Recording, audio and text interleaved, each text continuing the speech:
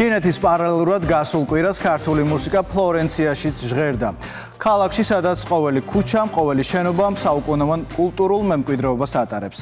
ქართული კომპოზიტორის დავით თორაძის საავტორო საღამოს საქართველოს კულტურის სამინისტროსა და იტალიაში საქართველოს საელჩოს მხარდაჭერით გაიმართა. ფლორენციაში ფრანკო ზეფირელის ფონდის დარბაზში გამართული ღონისძიების მიზანი იყო წარმოეჩინა დავით თორაძის შემოქმედება, როგორც ჩვენი კულტურის მნიშვნელოვანი ნაწილი. კონცერტის პარალელურად მოეწყო ქართული ეროვნული სამოსისა და აქსესუარების გამოფენა. ფლორენციის შუაგული, ძველი თეატრის ისტორიული შენობის განსაკუთრებული სტუმარი საქართველოა. ქართულ მუსიკას ამ კეთლებში სულ სხვა ჟღერადობა აქვს. რამდენიმე საათში დავით თორაძის საავტორო მუსიკის საღამო დაიწყება. კომპოზიტორის, რომელმაც უნიკალური ოპერები დაგვიტოვა.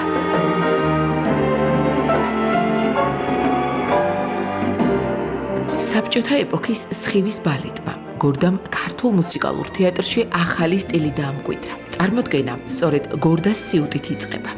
კონცერტამდე სახელმწიფო ფილარმონიის ერთი დარბაზი, ქართული ნაციონალური სამოსის და იმ აქსესუარების გამოფენას მასპინძლობს, რომლებიც ერის იდენტობას, კულტურას, გემოვნებას წარმოაჩენს. რეპეტიციები დასასრულს უახლოვდება.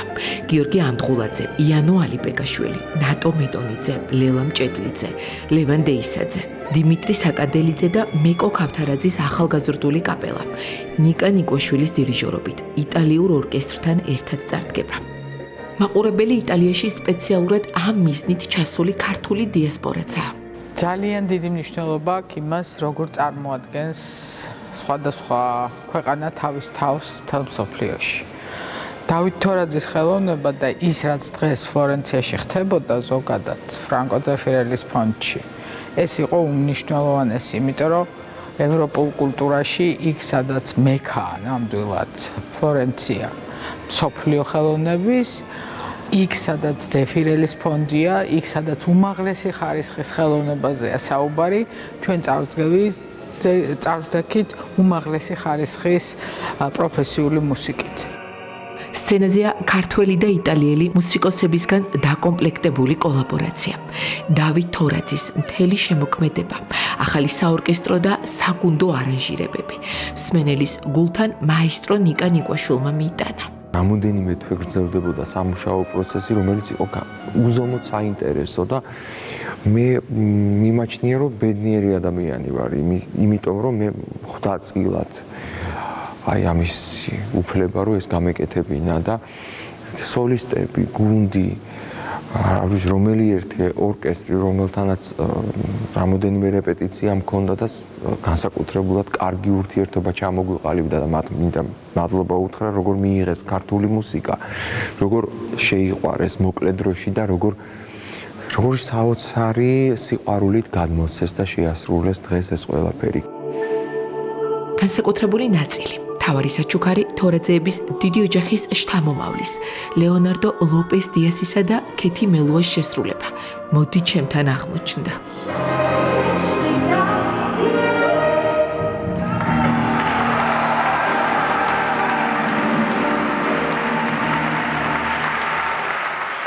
ჩემთვის ეს რა თქმა უნდა ძალიან ემოციური იყო, იმიტომ რომ ეს პირველად ლიო ჩემი შვილიშვილი დადგა სცენაზე და იმღერა თავისი დიდი ბაბუის მუსიკა. ესე უცებ ამუხეთქა ამ პატარა ადამიანში ამან და თუ შეძლებს და თუ გაღრმავებს ამას, კარგი იქნება და თუ არა და ჩემთვის ეს უდიდესი სიხარული იყო. ესეთი გამჭვირვალე ხმა აქვს ამბობ და მივხვდი რომ ძალიან კაი დუეტი იქნებოდა ქეთისანვე. სრულიად მოულოდნელი, წარმოუდგენლად განსაკუთრებული ხმა იყო ჩემთვის, აი გამჭვირვალე, ძალიან გულწრფელი და ძალიან ადამიანური. დავით თორაძის მუსიკის გარდა კონცერტის ერთი განყოფილება, მისი შვილის ლექსო თორაძის იმ შემოქმედებით მემკვიდრეობას მიეძღვნა, რომელიც ბოლო 10 წლებია მსოფლიოს წამყვან სცენებზე ჟღერდება. ლეგენდარული პიანისტის და პედაგოგის ფასდაუდებელი ღვაწლი ქართული საფორტეპიანო სკოლის საერთაშორისო აღიარება. ჩვენი პატარა ქვეყანა ყოფილა ძალიან დიდებული ქვეყანა, თავისი არაჩვეულებრივი, ლამაზი, ნიჭიერი და კეთილი ადამიანებით სავსე. ორკესტრის დირექტორმა მე პირადად მითხრა, კი, მაგრამ ჩვენ რატო არ ვიცოდით ეს მუსიკაო, იმდენად აღფრთოვანებულები იყვნენ აი ამ აღმოჩენით, ამ მუსიკოსების მიერ, რომლებიც უკვე 20 და 30 და 40 წელია უკრავენ მთელ მსოფლიოში და მათი რეპერტუარი არის ძალიან დიდარი და გთხოვეს, რომ თუ შეიძლებაო, რომ ეს მუსიკა კიდე გავიმეოროთო, იმდენად აღტაცებულები იყვნენ აი ამ ჩვენი უდიდესი კულტურული მემკვიდრეობით, რომელიც ჩვენ გაუზიარეთ ჩვენ იტალიელ მსმენელს. კულტურული მემკვიდრეობის ისტორია კიდევ გაცოცხლდება. ორი თაობის ერთიანი მუსიკალური მემკვიდრეობა ქვეყნის ფარგლებს კიდევ ბევრჯერ გაცდება.